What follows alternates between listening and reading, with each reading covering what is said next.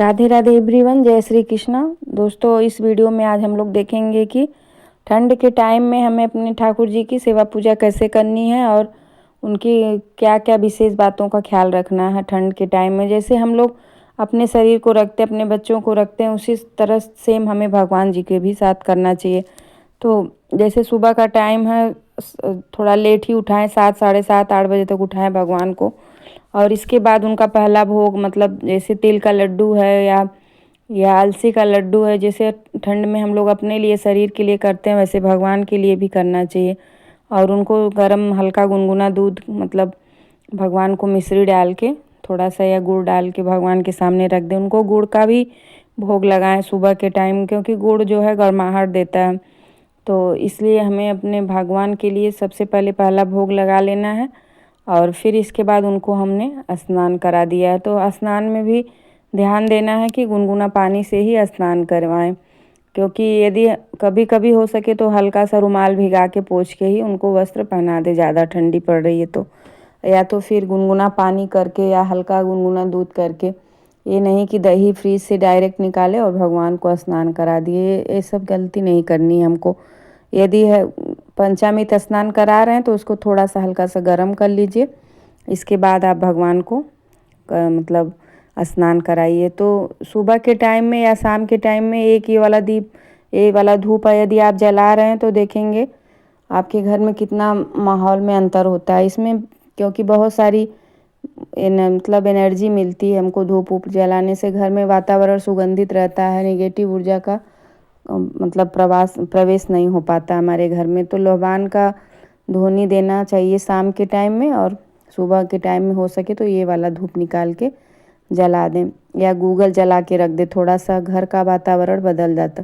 तो दोस्तों, ठंड में थोड़ा सा ये ध्यान देना कि हमें भगवान को पूरे शरीर में इत्र नहीं लगाना है। उनको हल्का गर्म घी करके और भगवान के पूरे शरीर में मालिश कर दीजिए। और इत्र जो है उसको हमें उनके वस्त्र में लगा देना चाहिए।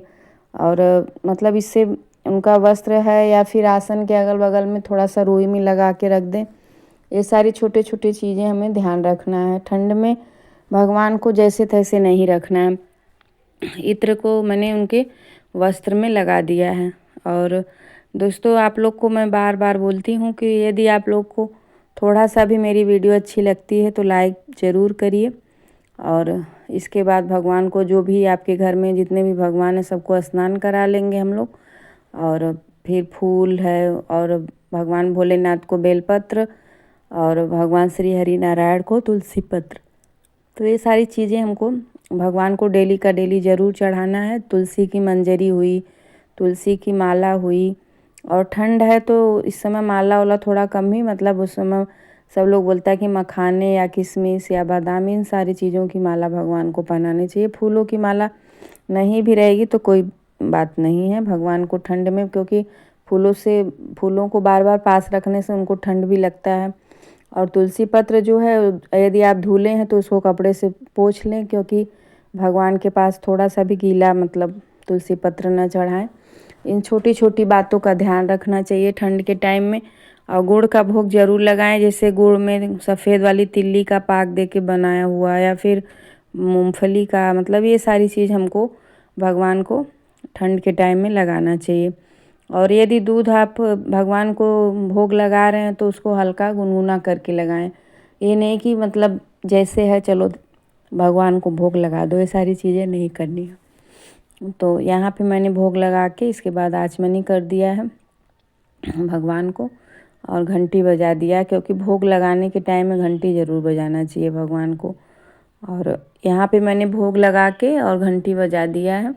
इसके बाद दोस्तों, थोड़ा सा ये ख्याल रखना है कि जैसे हम लोग आग सेकते हैं, वैसे भगवान के लिए भी थोड़ा सा, मतलब कोई आम का लकड़ी हो या किसी भी चीज़ का लकड़ी हो, जला के और अपने घर में ज़रूर रखें थोड़ा देर के लिए।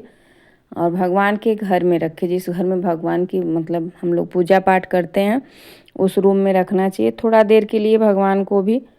मतलब ये आग जो है वो सुलगा के और भगवान को गर्माहट देना चाहिए। ठंड बहुत ज़्यादा बढ़ गई है तो बस 10 मिनट के लिए ही सुबह शाम ज़रूर कर दें ये काम, क्योंकि हम लोग तो कहीं भी बैठ के आग सेक लेते हैं, लेकिन भगवान को या तो स्वच्छ मतलब हो वहाँ पे तो भगवान को ले जाकर बैठा सकते हैं टेबल ओबल पे, और नहीं है तो घर में ही थोड़ा सा आम का लकड़ी या किसी भी चीज़ का, नींबू का लकड़ी का भगवान के सामने जला के, क्योंकि इससे थोड़ा सा गर्माहट रहता है। तो हम लोग यदि मतलब बहुत से लोग तो ठंड में व्यवस्था किए रहते हैं हीटर उटर का, जिसके घर में नहीं है उसके लिए बोल रहे हैं।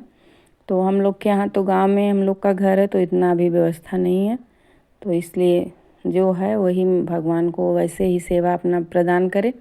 भगवान बार बार कहती हूँ आपके भाव से प्रसन्न होते हैं, आपके पूजा पाठ से प्रसन्न होते हैं, आपके मतलब पैसे रुपए से नहीं कि क्या भोग लगाए क्या भगवान को किए, सब कोई दिखावा करने की ज़रूरत नहीं है।